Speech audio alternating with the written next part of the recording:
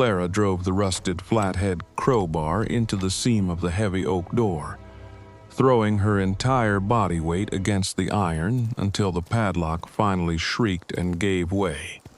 She stood catching her breath in the freezing November mist, her knuckles scraped and bleeding, staring into the pitch-black maw of the Oakhaven Schoolhouse, a building that had not seen a human footstep since the winter of 1895. Welcome back to the Hollow. Pull up a chair, get comfortable, and let us know in the comments where you're listening from tonight. Settle in, because what Clara is about to find behind the chalkboards of this forgotten classroom is going to rewrite the history of this entire mountain. At 32, Clara Bowden had absolutely nothing left to lose. 3 weeks ago, she had been the senior instructor at the county school in town. Then, Superintendent Silas Vance had called her into his office. Vance was a man who owned the local bank, the timber rights, and seemingly the county board of education. He had handed Clara a new curriculum that removed all references to the violent coal strikes of the previous decade, effectively rewriting the history of the very families she taught. Clara had placed the book back on his desk and refused to teach a lie. By noon, she was dismissed without severance, her teaching credentials revoked within the county limits. Vance had smiled when she walked out, a cold, thin expression of absolute power. He assumed she would pack her bags and leave the state, retreating like so many others who had dared to cross him. He was wrong. Clara didn't leave. Instead, she took the final $14 she had to her name and attended the county tax auction. When the auctioneer brought up the deed for the old Oakhaven Schoolhouse, a condemned, rotting structure sitting on 3 acres of overgrown scrub deep in the upper hollow, Vance hadn't even bothered to bid. Why would he? The county had condemned the structure 41 years ago, claiming the foundation was sinking into the limestone. Clara raised her hand, bid $4, and walked out with the deed. Her plan was desperate but simple. If the county wouldn't let her teach in their schools, she would open her own. A private academy for the Hollow's children, out of Vance's jurisdiction. But as she pushed the heavy oak doors open and stepped into the suffocating, chalk-dust-heavy air of the vestibule, the sheer scale of her task hit her. The light from her kerosene lantern pushed back shadows that had been gathering since the Grover Cleveland administration. The floorboards groaned under her boots, a low, unsettling sound of dry timber protesting after 4 decades of silence. Row upon row of cast iron and wood desks sat perfectly aligned, layered in an inch of pale gray dust. Something immediately felt wrong. It wasn't just the profound silence, or the way the freezing draft seemed to whistle through the cracks in the walls. It was the physical space itself. Clara had studied the county blueprints before buying the property. The blueprints clearly stated that Oakhaven was standard 80-foot by 40-foot dual-room structure. She walked from the front door to the back wall, counting her paces. 1, 2, 3. She reached the rear wall, a solid expanse of beadboard and peeling white paint behind the teacher's podium, at exactly 50 feet. She stopped, frowning. She turned around and walked the width. 40 feet. That was correct. But the length was missing 30 feet of building. Clara walked back outside into the freezing rain.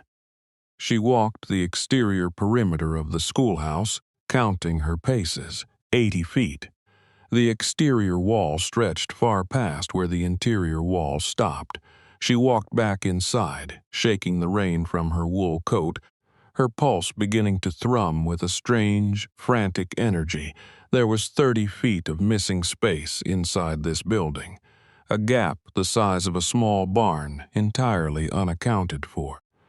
She returned to the back wall behind the teacher's podium.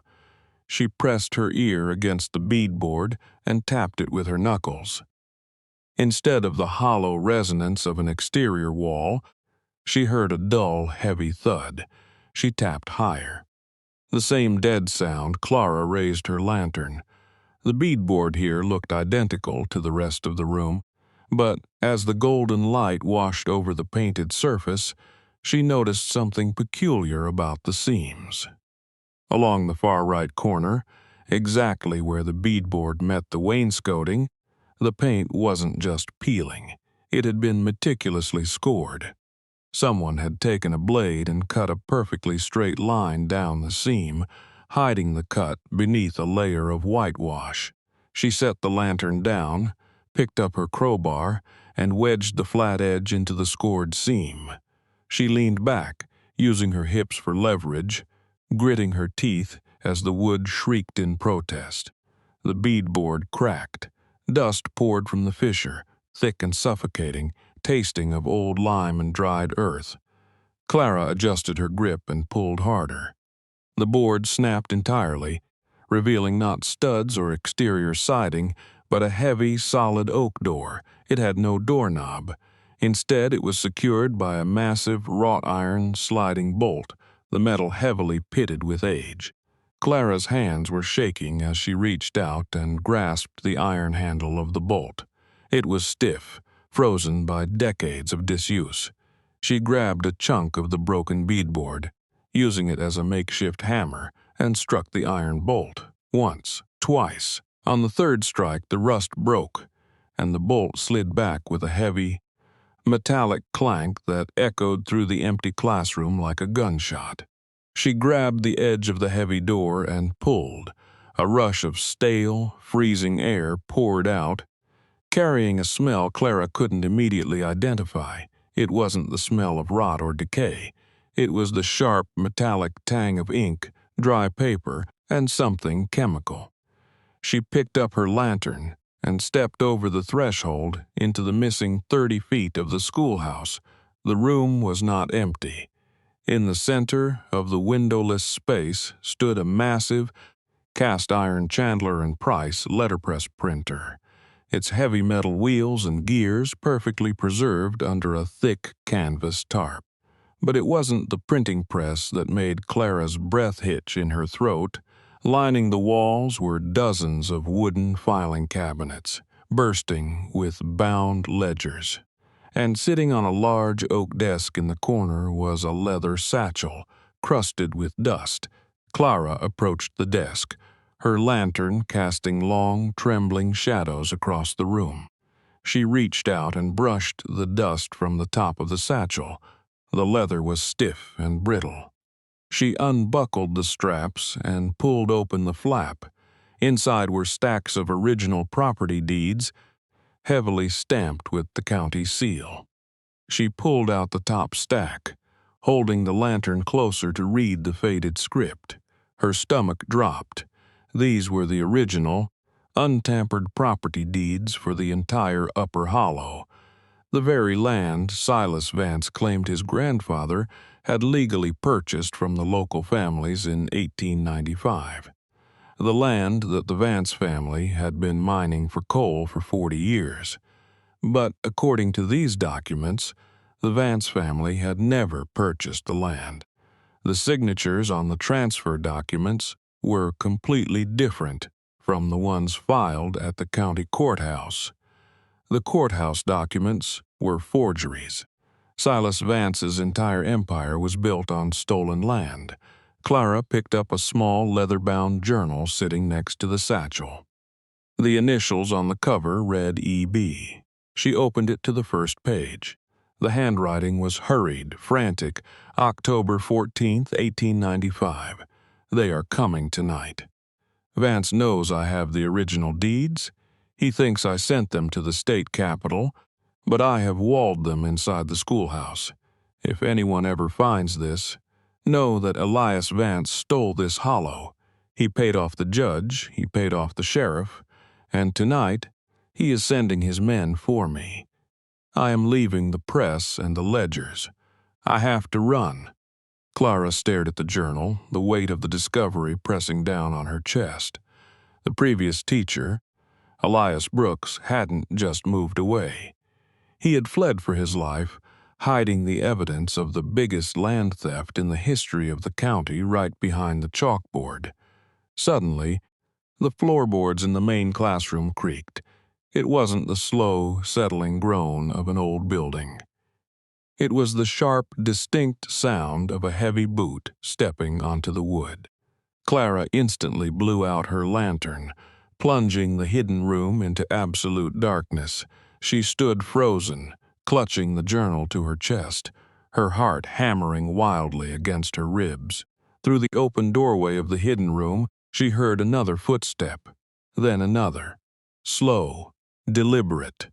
Someone was walking down the center aisle between the desks. "Miss Bowden?" a voice called out. It was a man's voice, deep, raspy, and immediately recognizable. It was Silas Vance's foreman, a massive, brutal man named Harlan, who did the superintendent's dirty work. "I saw the lock broken off the front door," Harlan's voice echoed in the empty room. "Mr. Vance thought you might try to come up here and play house in this old ruin. He sent me to tell you that this property is no longer safe for a woman alone." Clara didn't breathe. She backed up slowly, inch by inch, deeper into the pitch-black room, praying her boots wouldn't scrape against the floorboards. "Miss Bowden?" Harlan called again, his voice closer now. He was nearing the back of the classroom, nearing the broken beadboard. Nearing the open door of the hidden room, Clara bumped into the heavy iron wheel of the printing press. She froze. The beam of a strong flashlight cut through the darkness of the main classroom, sweeping across the walls, inching closer and closer to the shattered beadboard. The harsh yellow beam of Harlan's flashlight hit the broken beadboard, illuminating the jagged splinters and the heavy oak door Clara had left slightly ajar. Clara pressed her spine against the cold iron of the Chandler and Price printing press, holding her breath until her lungs burned. If Harlan stepped through that door, he would find her. And worse, he would find the satchel of deeds sitting on the desk, barely 10 feet away from his boots. She watched his shadow stretch long and monstrous across the floorboards of the hidden room. The flashlight beam swept inside, catching the edge of the tarp covering the press, then sliding over the wooden filing cabinets. "Well, well," Harlan muttered to himself, his voice thick with amusement. "Looks like the raccoons have been chewing through the walls." He didn't step inside. The dust Clara had kicked up while breaking the plaster was still hanging thick in the air, creating a hazy, impenetrable curtain in the beam of his light. To a man who wasn't looking for a hidden room, it just looked like a collapsed structural void, a dark, filthy crawl space full of old junk. "You hear me? Miss Bowden?" Harlan shouted, turning his back to the door and addressing the empty classroom.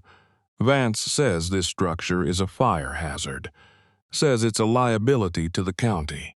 We're coming up here tomorrow evening with a crew to burn it down to the foundation. Just a friendly warning. Don't leave your purse inside." Clara listened to his heavy boots thudding back down the center aisle. She heard the front door slam shut, followed by the rattle of a new, heavy chain being dragged through the handles. Harlan was locking her in. She waited in the suffocating darkness for 10 full minutes, until the sound of his truck engine faded into the distance down the mountain road. Only then did she strike a match and relight her lantern. Her hands were shaking so violently the glass chimney rattled against the metal frame. Before we see how Clara escapes this trap, take a second to hit that like button if you're enjoying the mystery. It helps these forgotten Appalachian stories find their way to more people who appreciate real history. Now, let's see what Clara does with a ticking clock and a room full of stolen land, Clara walked to the front of the schoolhouse and peered through the grime-caked window. A heavy logging chain, secured with a brass padlock, was wrapped tightly around the front door handles. Harlan had trapped her, assuming she would either panic and break a window to escape, or that she wasn't inside at all. Breaking a window was easy, but carrying 80 pounds of paper, ledgers, and property deeds through a broken window in the freezing rain, on foot, without a wagon, was impossible, and she only had until tomorrow evening. If Vance burned the schoolhouse, the original deeds would turn to ash. The forged documents at the courthouse would become the only surviving reality. The hollow would belong to the Vance family forever. Clara needed help. She needed a wagon, and she needed men who hated Silas Vance as much as she did. She gathered the leather satchel, stuffed Elias Brooks's journal into her coat pocket, and found a heavy iron poker near the rusted potbelly stove. She walked to the back window of the hidden room, a window that had been boarded up from the outside 41 years ago. She smashed the glass with the poker, kicked out the dry, rotted wood panels, and squeezed herself out into the freezing November downpour. It was a 3-mile walk through the mud and the dark to the edge of the hollow. Clara didn't stop until she saw the warm, orange glow of a kerosene lamp burning in the window of a small, sagging cabin near the creek. This was the home of Thomas Abernathy. Abernathy was 70 years old, a man whose hands were permanently stained black from 40 years of pulling coal out of the mountain. He lived in this miserable little shack because, in 1895, Silas Vance's father had produced a piece of paper claiming Abernathy's grandfather had sold their 200-acre farm to the company for a fraction of its worth. Abernathy had fought it in court and lost. The judge had looked at the signature on the deed, pounded his gavel, and ordered the Abernathy family off their land. Clara knocked on the wooden door. It opened a crack, revealing Thomas Abernathy's weathered, deeply lined face. He held a double-barreled shotgun angled downward, a precaution in a hollow where company men still roamed at night. "Miss Bowden," he said. His voice raspy with surprise, he lowered the gun. "What in the Lord's name are you doing out in this weather? You look like you fell down a mine shaft, Mr. Abernathy," Clara said, her teeth chattering. "I need to come inside, and I need you to look at something." He ushered her in, pulling a chair close to the hearth fire and handing her a rough wool blanket. Clara didn't sit. She placed the leather satchel on his worn kitchen table and opened the flap. She pulled out the stack of deeds, flipped through them with numb fingers, and found the one she was looking for. She slid it across the table. "Look at the signature, Thomas." Abernathy pulled a pair of wire-rimmed spectacles from his shirt pocket. He leaned over the table, the firelight casting deep shadows in the creases of his face. He stared at the heavy parchment. He traced the ink with a calloused finger. "This is my grandfather's signature," Abernathy whispered. "The real one, not that forged scrawl Vance showed the judge. Where did you get this?" "Behind the back wall of the Oakhaven Schoolhouse," Clara said. "Elias Brooks hid them there in 1895. He hid all of them, every single deed for the upper hollow." Abernathy looked up, his eyes wide, reflecting the orange flames of the hearth. "All of them? There are filing cabinets full of ledgers," Clara said. "Proof of payoffs to the sheriff, the judge, the county clerks. Elias Brooks kept a record of everything before they chased him out. But Silas Vance sent Harlan up there tonight. They're going to burn the schoolhouse down tomorrow evening, Thomas. They're going to burn the proof." Abernathy slowly took off his spectacles. The shock in his eyes was rapidly being replaced by something else, something hard, cold, and incredibly dangerous. It was the look of a man who had spent 40 years swallowing injustice, suddenly handed a weapon. "Vance ain't burning that schoolhouse," Abernathy said quietly. He walked to the corner of the room, picked up his heavy canvas coat, and grabbed his shotgun. "You stay here by the fire and dry off, Miss Bowden," he said. "I need to go make a few visits. There are men in this hollow who have waited their whole lives to see a piece of paper like this." "Thomas," Clara said, standing up, "we need a wagon, and we have to move quietly. If Vance knows we're in there, he won't wait until tomorrow evening." "We'll have a wagon," Abernathy promised, "and we'll be quieter than a graveyard." By 2 a.m., the rain had stopped, leaving the mountain wrapped in a thick, freezing fog. Clara stood by the broken back window of the Oakhaven Schoolhouse. Below her, in the woods, 4 men moved with the silent, practiced efficiency of people who had spent their lives working in the dark. Thomas Abernathy had brought his 2 adult sons, along with a man named Virgil, whose family had lost the timber rights to the northern ridge in the same 1895 land grab.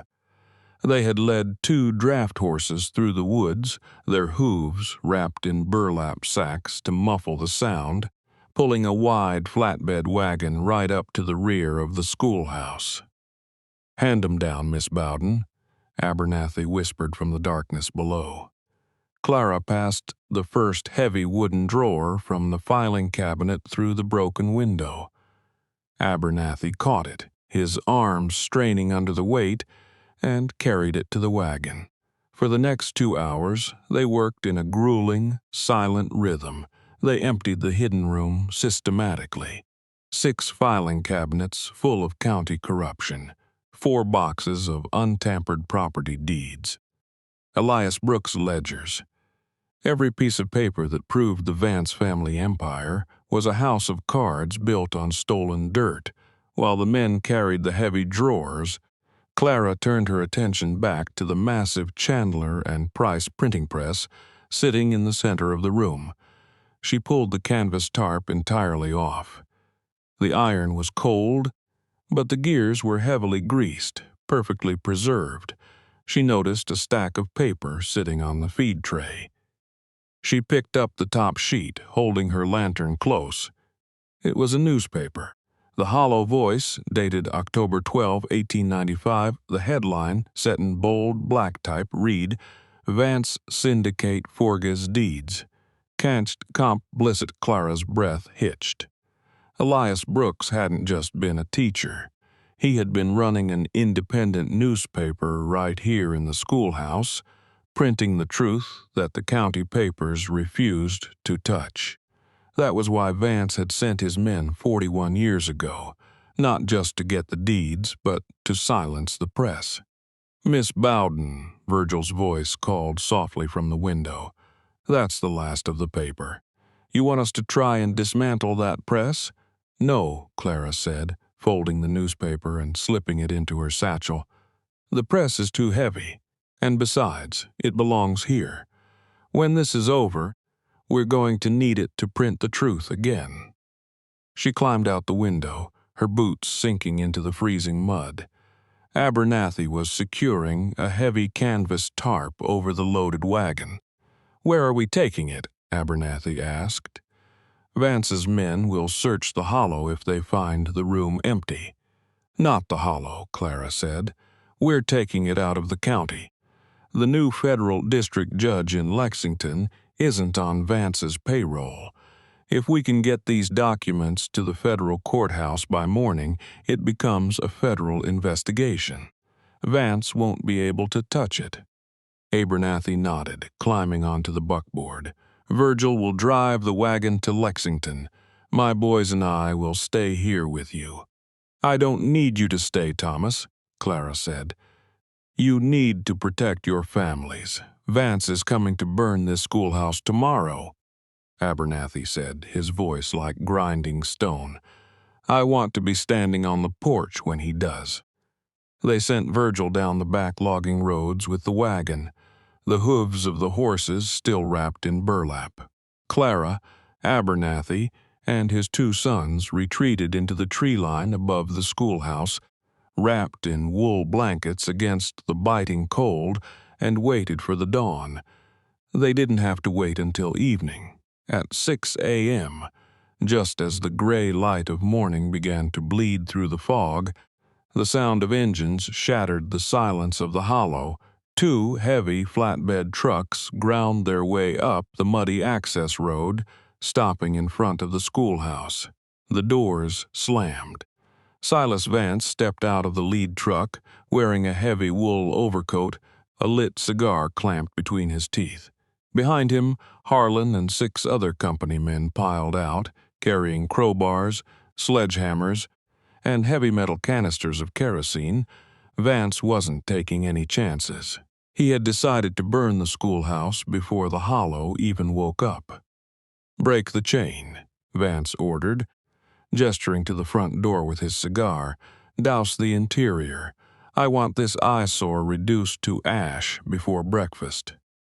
Harlan stepped forward with a pair of heavy bolt cutters.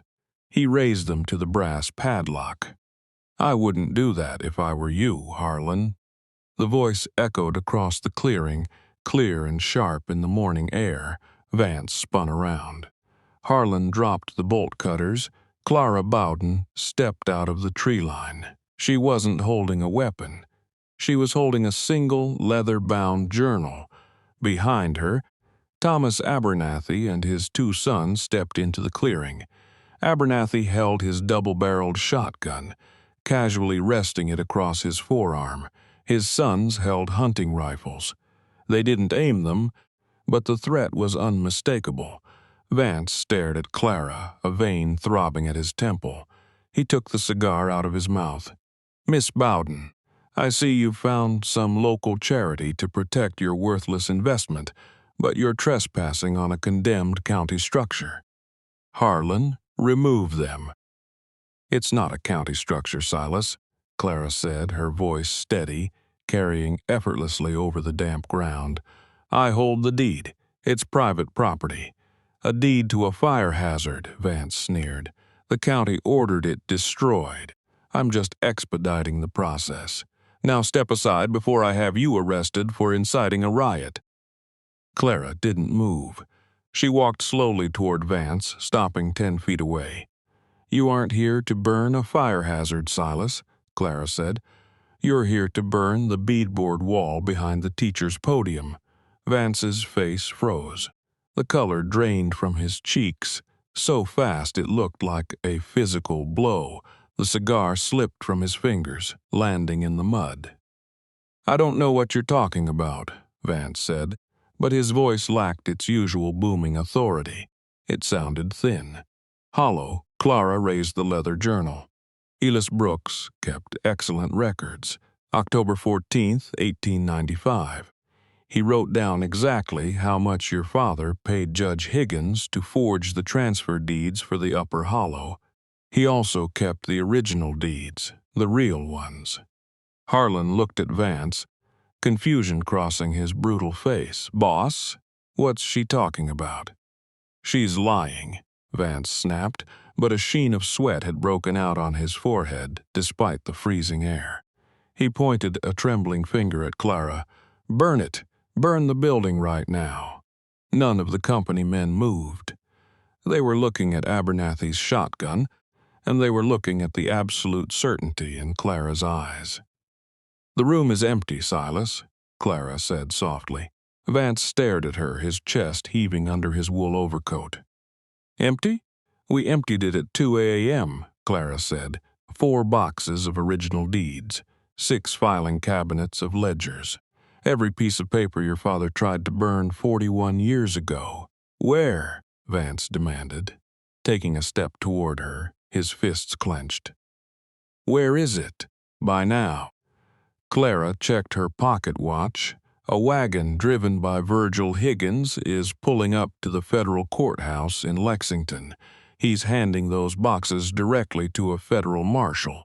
You don't own the judge in Lexington, Silas. You don't own the sheriff there." Vance's jaw worked silently. He looked at the schoolhouse, then at the men holding rifles, then back to Clara. He realized, in that freezing, foggy morning, that his grandfather's empire had just collapsed entirely. 40 years of absolute control, dismantled by a schoolteacher he had fired 3 weeks ago. "If you light a single match on this property," Clara said, her voice dropping to a dangerous whisper, "I will personally add federal arson and attempted murder to the grand jury indictment they are typing up in Lexington right now. Get off my land." Vance looked at Harlan. Harlan looked at the mud. The foreman slowly set the kerosene canister on the ground, raised his hand slightly, and backed toward the trucks. The other company men followed. They were paid to intimidate coal miners, not to fight federal marshals over forged deeds. Silas Vance stood alone for a long moment. He looked at Clara, his eyes filled with a toxic mixture of hatred and absolute defeat. Without another word, he turned, climbed into the cab of his truck, and slammed the door. The two trucks reversed down the muddy road, the sound of their engines fading, until the hollow was silent once more. Abernathy let out a long, slow breath and lowered his shotgun. He looked at Clara, a slow, disbelieving smile breaking across his weathered face. "Miss Bowden," he said, "I believe you just bought yourself a school." The federal investigation moved faster than anyone in the county expected. When the marshals arrived 3 days later, they brought the original deeds and the ledgers. The county judge, terrified of federal prison, immediately cooperated, testifying that the Vance family had been running a systematic forgery ring since 1895. Silas Vance's assets were frozen. Within a month, he was indicted on 34 counts of fraud, extortion, and forgery. The federal court ordered the immediate return of the Upper Hollow lands to their rightful owners. Thomas Abernathy got his 200-acre farm back. Virgil's family regained their timber rights. Dozens of families who had lived as tenants on their own ancestral land suddenly found themselves holding clear, unencumbered titles, and Clara Bowden did not just get justice. She got a victory that fundamentally changed her life. The federal court ordered the Vance estate to pay massive restitution to the Hollow. The families, deeply grateful to the woman who had risked her life to uncover the truth, pooled a portion of their settlement money and handed it to Clara.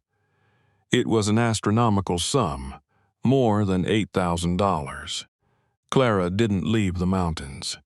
She used the money to hire Thomas Abernathy and a crew of local carpenters to completely restore the Oakhaven Schoolhouse. They tore down the broken beadboard, expanding the classroom back to its original 80-foot length.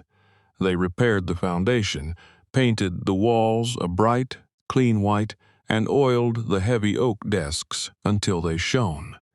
In the center of the room, they cleaned and polished the Chandler and Price printing press.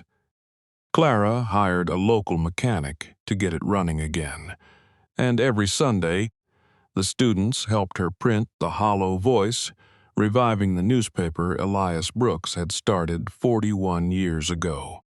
When the County Board of Education, now purged of Vance's cronies, tried to offer Clara her old job back in town, she politely declined.